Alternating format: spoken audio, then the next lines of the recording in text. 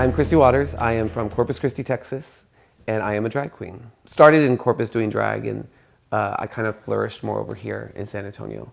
Around the end of 2024, I noticed a pain that I was having, and I just kind of put it off, and I would go to work. It wasn't until the beginning of 2025, I was out at dinner with some friends. We were sitting there, and I, at one point, had to go to the restroom, and I went to the restroom, and when I came back, Cassandra, my friend, she said, "You look real white, like you look too white." I was like, "I'm fine, I just want to go home, I'm tired." My other friend, Jamie, said, "No, we're gonna take you to the hospital." And I'm like, no, like, I'm fine. They kind of forced me, and I was in their car with them, so I couldn't like just go on my merry way, and they kind of were the ones that like paid that initial fee to like get into the urgent care and all that. And then the doctor came in, they examined me, all of that. They looked at the abscess and it had ruptured. And she said, "You have to go to the hospital, like you're losing too much blood." I was like, "I don't want to go to the hospital, like no." And she's like, "Well, if you don't go, you're gonna die." And so they rushed me in an ambulance down the street, and I guess it was like morphine or something that they put into me, and I kind of passed out, and I didn't wake up till the next day going into surgery. I remember the last thing I think was I was like going down the hallway to like the emergency, to the surgery room. I woke up like a day and a half later out of everything, and they had already changed my name from like my legal name to Kristi on the board. So I feel like somebody that was there knew who I was. And then I found out later it was the director of the floor is someone that just goes to the shows. I felt safer because they knew who I was and I knew they were gonna take care of me. A doctor comes in, couldn't even tell you who he was. He says, "We found a mass and it's cancer and we have to treat it," and this and that. And in my head it was, "You have cancer, you're gonna die." He leaves, and then the nurses come in, and she was like, "I'm so sorry, like he's not supposed to say that. He did that all wrong, and please don't,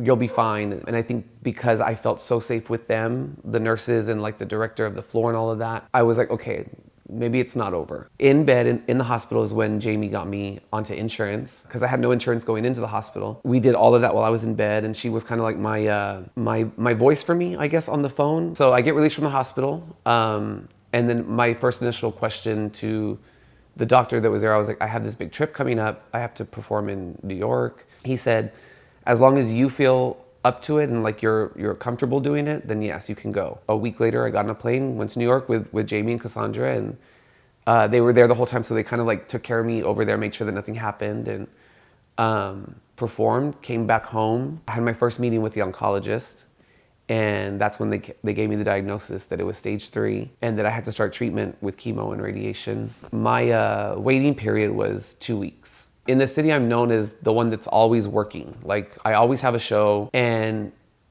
it would have been weird if I just stopped. So I thought, just say something and just put a post. When I posted it, I didn't expect the reaction that I got. Everybody wanted the story.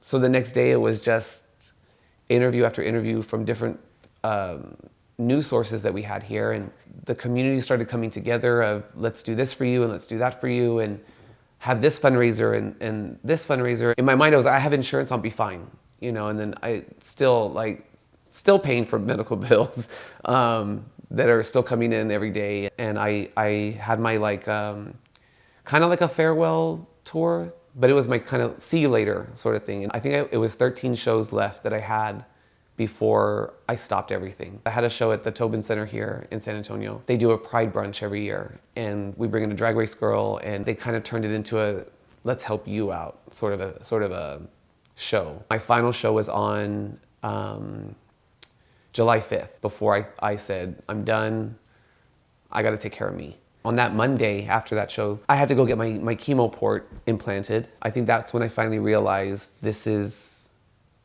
it. And I did 30 rounds of radiation every day for 30 days, and then 2 rounds of chemo.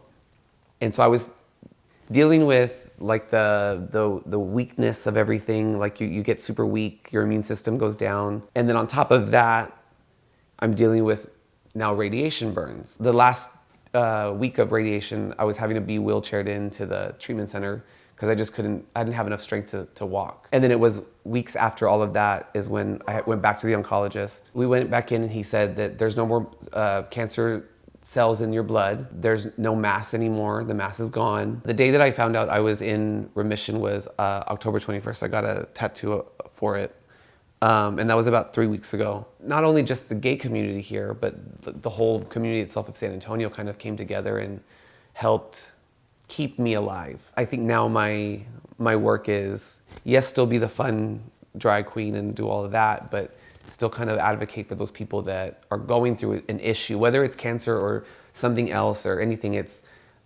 my way of kind of like giving back for what they've done for me this whole time through this journey of mine.